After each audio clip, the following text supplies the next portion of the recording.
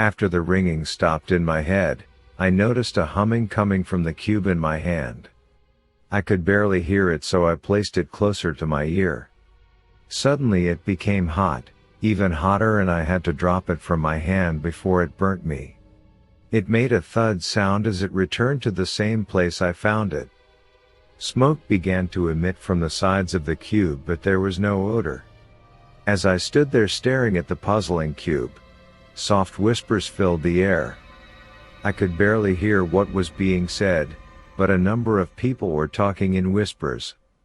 I started to think that I was losing my mind. Just what was going on? No traffic. No person was seen anywhere around me. Yet I could hear them talking. Somewhere close by. I spun around like a spinning top but could see nothing. My intense hangover made me very dizzy, and I fell over onto the street, laying there on my right side. "Yeah, it will do that to you," said the shoes I could now see directly to my left. I don't understand," I mumbled more than spoke clearly in response. My eyes began climbing up the shoes, attempting to make their way to the rest of the stranger's body that was now standing over me. "No, I wouldn't expect you to," Mr. Shoes retorted. "Here, let me help you up," he continued while offering his hand to me. Once I gained my full composure, I found myself looking at a face that just didn't appear real. Yes, it was a man, all right. But just what kind of man was this? I shook my head while trying to remove all the cobwebs that had recently moved into my brain. Once I felt like enough had been removed, I began to speak more coherently. What? Where? Who are you?" I cried out. "Yes," Mr. Shoes replied. "Exactly," he continued. "In good time, my friend.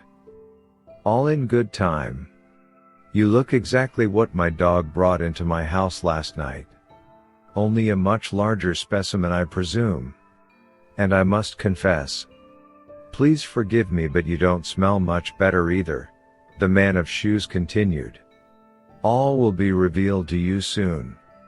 But in the meantime, it might be a cracking good idea if we got off the street before dark. I saw you laying on the street on my approach. Are you able to walk?" the man with tattered shoes continued. "Yes, of course," I replied. "I just got a little good," the unreal-looking man with the face cut me off. "Follow me then." I felt numb as I started trailing the ambiguous man in front of me. I reasoned that I really didn't have anywhere else to go. My legs were shaking with each step I took. Was this a nightmare that crept inside my brain due to excessive drinking from the night before? Other than the man's face, he appeared normal. He was wearing some sort of designer blue jeans. He had a yellow t-shirt that had the words "Have a nice day" imprinted on it. His hair was long and shaggy. And even though he looked much older than I, he appeared to be in much better shape. As I followed him, I noticed all the empty buildings. There were no signs. There were no advertisements. There were no window dressings. Anyone could clearly see inside each room we passed. But more curious, and scary, much scarier, were the missing people and the quietness like I have never witnessed before in my life. "Please hurry," Mr. Shoes was calling out as he picked up the speed. "We must hurry now," he cried out. We must have walked and sprinted for the better half of an hour before, well, I really don't know how to describe it. I guess something like a portal opened up right on the other side of a Walmart we just passed.